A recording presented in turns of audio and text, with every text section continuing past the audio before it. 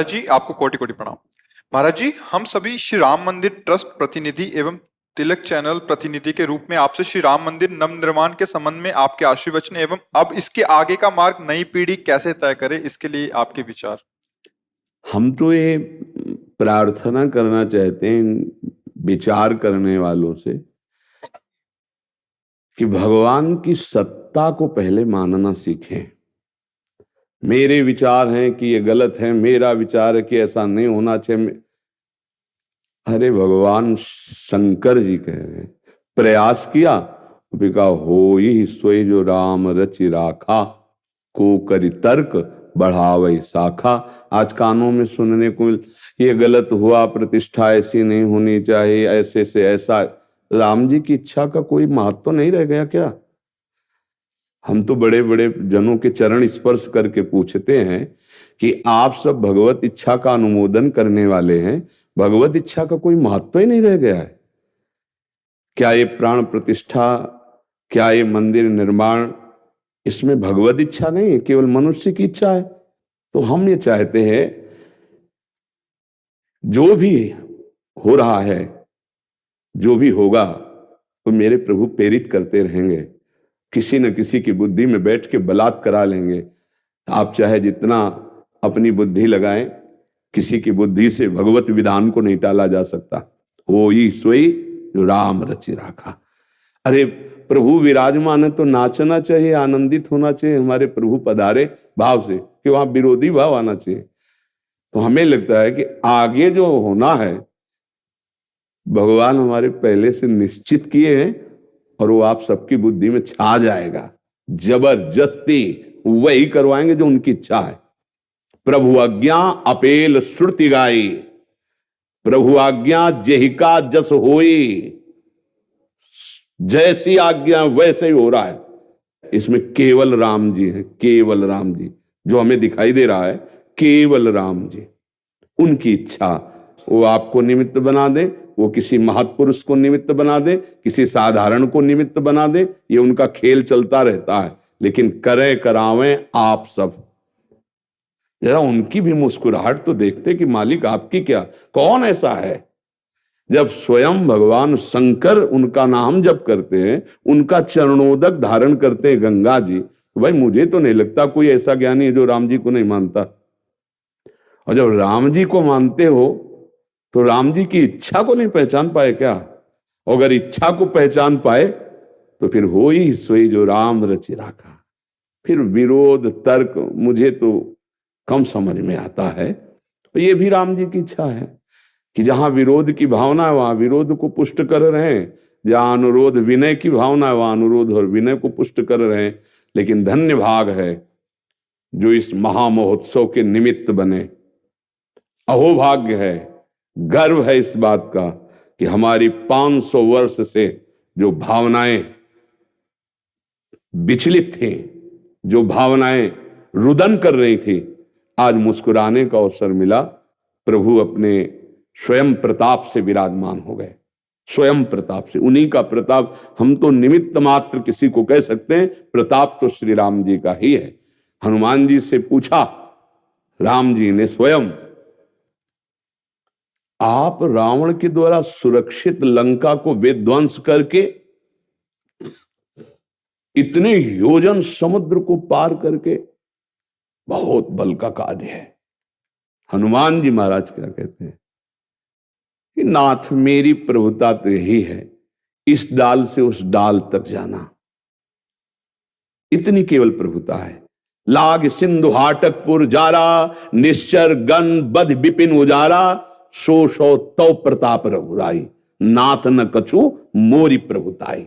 इसमें तो आपको देखा है कि राम जी का प्रताप काम कर रहा है। निमित्त तो हनुमान बने, बल तो राम जी थे।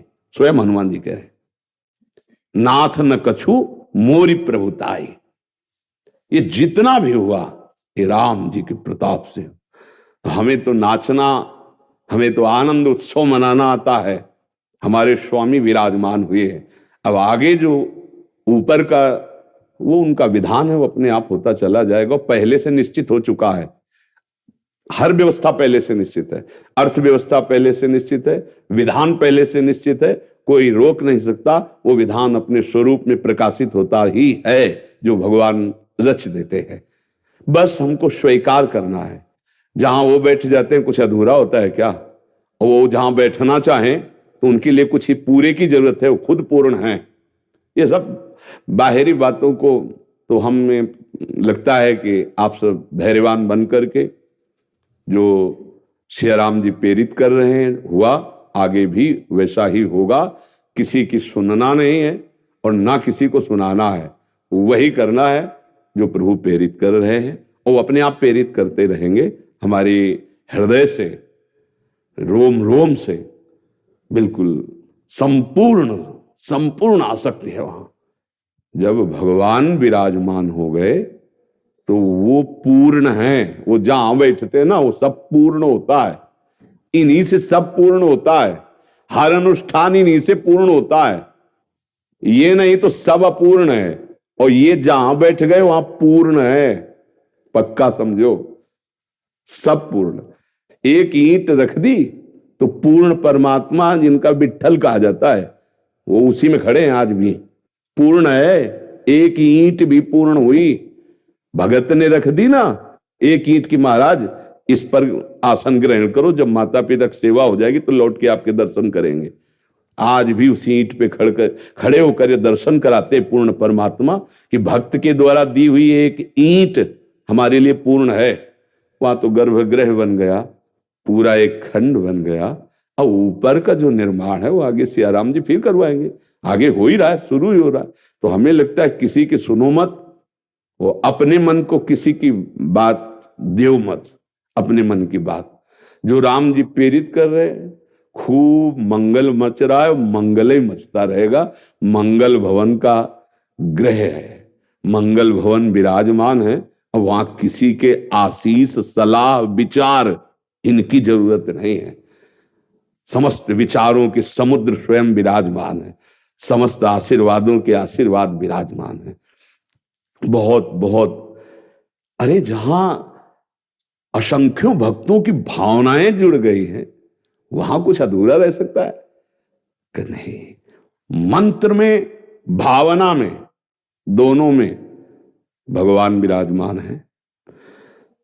श्रृंगी ऋषि जी महाराज आए और मंत्रों का अनुष्ठान किया तो भगवान 4 रूप में प्रकट हो गए।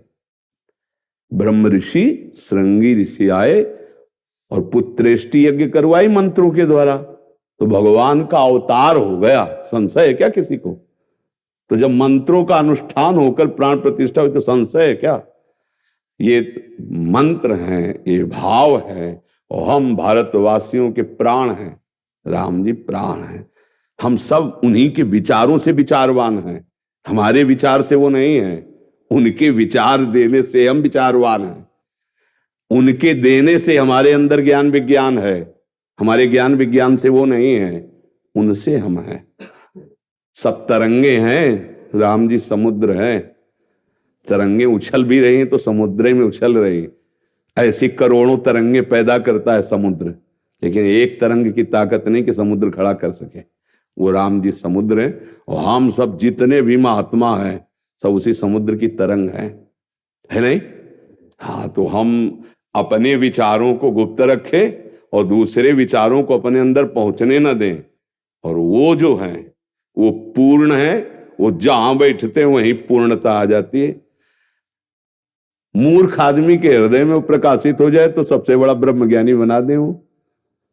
समझ रहे हो ना? ककारा नहीं आता, वो बैठ गए हृदय में, पर वो प्रकाशित हो गए तो उसके उपदेश मसकही करही बिरंची आज अजहि मसकते। ब्रह्मा को मच्छर बना दे, मच्छर को ब्रह्मा बना दे। वो पूर्ण वहां बैठे, अभी कुछ अपूर्ण है, उन तक तो कोई देख ही नहीं रहा, उनकी इच्छा को समझ ही नहीं रहा। तो अपने अपने दिमाग, तो किसी की सुनो मत, किसी की सलाह की जरूरत नहीं है, वो अपने आप विधान उनका चल रहा है। हमारी तो यही प्रार्थना है आपसे, सब मंगल भवन का मंगल ही विधान होता है। खूब आनंद है। आज जो है हृदय बड़ा शीतल है, अंदर से हृदय बड़ा शीतल है। प्रभु विराजमान हो गए। आगे के तो खुद अपने आप देख रहे हैं, बड़े करुणा निधान मंगल विधान है। वो सही पूछो तो वो अमना है,